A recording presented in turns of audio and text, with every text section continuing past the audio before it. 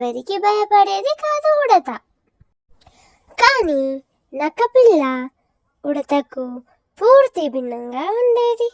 నక్క తాను చాలా పిరికివాడినని, తాను ఏ పని చేయలేను అని, తనకు ఏ పని చేత కాదు అని, తాను ఏ ఆట ఆడలేను అని, మరియు తాను ఏ విధంగా ఉపయోగపడను అని భావిస్తూ ఉండేది.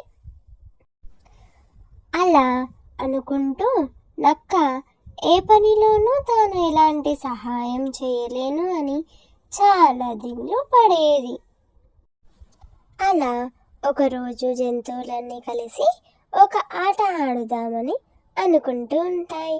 అందులో ఉడత, నక్క ఇవి కూడా పాల్గొంటాయి. ఆ ఆట గురించి చీమ అందరికీ ఇలా వివరిస్తుంది. దూరంగా ఉన్న ఒక చెట్టు